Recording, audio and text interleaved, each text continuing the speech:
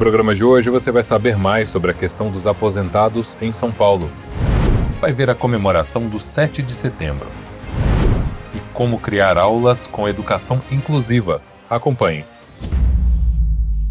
No sábado, dia 6 de setembro, a APUESP reuniu seu Conselho Estadual de Representantes, o CR.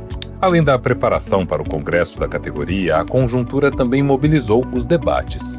Mas nós estamos numa conjuntura internacional e nacional e também no estado de São Paulo muito adversa. Mundialmente falando, nós temos um fascista que foi eleito presidente dos Estados Unidos da América e que está fazendo um grande confronto com os países que se organizam através do multilateralismo. São os BRICS.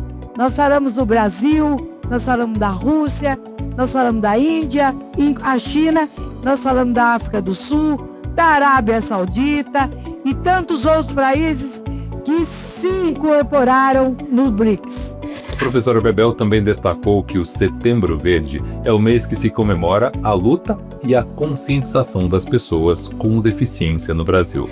Nós temos que ter clareza que se tem a pauta nossa das condições de trabalho, as pessoas com deficiências estão pagando um preço e virou um problema da família. Essa bandeira tem que ser tomada por nós. Nós acertamos quando criamos a Secretaria de Pessoas com Deficiência. Na terça-feira, 9 de setembro, a professora Bebel levou ao plenário da Assembleia Legislativa a questão dos aposentados. Vocês sabem da luta incansável que nós temos em torno de uma educação pública de qualidade, olhando para os profissionais da educação e também a qualidade da educação que chega na ponta, que é para os filhos e filhas da classe trabalhadora. Nós somos um sindicato que tem cerca de 86 mil sócios que ficam sócios porque querem ser, não é na marra. São sócios que estão lá para isto. Por que eu estou fazendo esse preâmbulo? Porque eu não estou entendendo uma ação da São Paulo Previdência exigindo de nós comprovações daqueles aposentados e aposentadas que estão na São Paulo Previdência. E é importante chamar a atenção que esses professores aposentados e aposentadas, eles têm uma vitória fantástica que nós conseguimos. Aliás, o único sindicato, o único coletivo, de fato, que conseguiu para os aposentados e aposentadas, sexta parte, quinquênio, e para isso eles precisam, na verdade, se qualificar. E quando esse direito é tirado, por óbvio, a gente tem que lutar para que ele receba esse direito e ainda faça o uso, porque são aposentados, fizeram e têm esse direito para ser garantido. A professora Bebel encerrou seu discurso falando do 7 de setembro e das pautas do plebiscito popular. O feriado de 7 de setembro caiu num domingo. Isso não impediu que milhares de pessoas comparecessem à Praça da República, no centro de São Paulo, para declararem seu apoio à independência do país. Ele é um 7 de setembro que não é aquele que a gente só falava do passado e do presente, que é importante.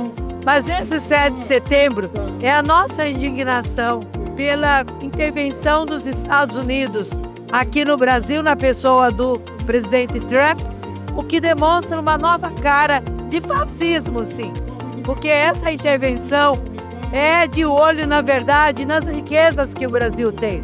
E nós vamos organizar não esse ato, mas inúmeros atos pela soberania nacional, pela democracia, sem nenhuma anistia para golpista, que a gente entende que a anistia é num caso extremo, aqui não tem. Se a gente fizer anistia, a gente está com medo. Não tem que ter medo. O Brasil é dos brasileiros. E quem quer entregar a gente para os Estados Unidos é a família Bolsonaro. Porque quando você luta pela pauta da democracia e soberania, você está lutando por escola pública, por moradia, por saúde, enfim, por tudo. Então, essa é a nossa questão. Quer dizer, esse povo que está aqui, ninguém está comprado.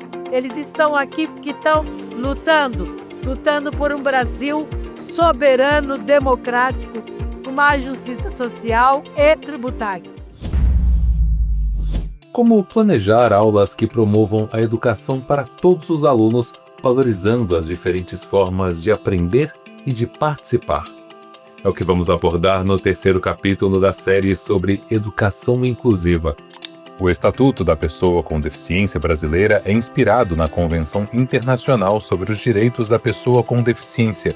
Segundo especialistas, ela é uma lei moderna, bem alinhada com as demandas atuais. O que é uma aula realmente inclusiva e como ela deve ser? Guilherme de Almeida, presidente da Autistas Brasil, traz um princípio que ajuda a esclarecer essa dúvida.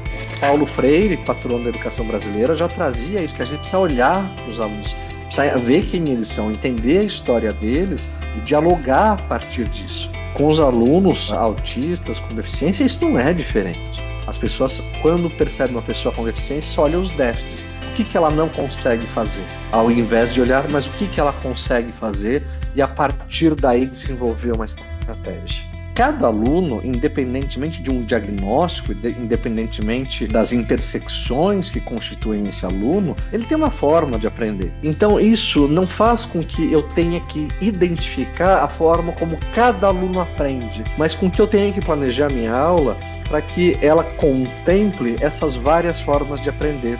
Professores, como a maioria dos profissionais, sabem que é necessário buscar uma formação continuada para se desenvolver na carreira. Mas quando se trata de educação inclusiva, pode haver uma confusão sobre que tipo de capacitação deve ser feita. Eu tenho visto os municípios oferecerem a formação para os professores no campo da saúde, né?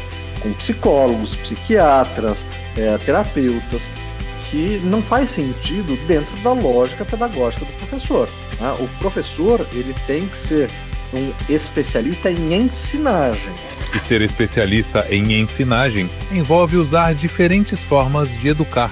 Por exemplo, imagine que um professor precise dar uma aula de 50 minutos sobre o ciclo da água. Ele pode usar vários recursos didáticos.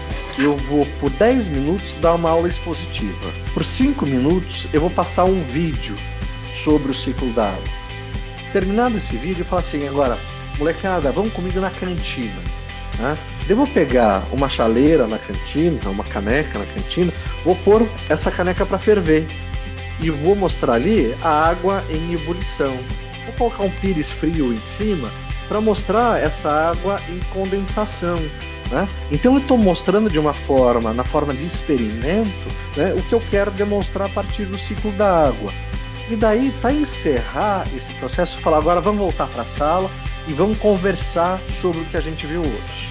Para a escola ser inclusiva, ela precisa mostrar aos alunos que todos têm direito de aprender e se desenvolver. E uma boa forma de demonstrar isso na prática é investindo na inclusão de professores com deficiência. É o que a pesquisadora e professora Thalita Delfino comprovou na prática. Então, a partir do momento que as crianças e os adolescentes veem um adulto, funcionário da escola, como professor, eles começam a ver que aquele colega também pode ser professor no futuro. Tá vendo? Se o Joãozinho quiser ser professor, ele pode ser professor, igual a Thalita. Afinal, a escola não é apenas um espaço de educação, mas também de integração.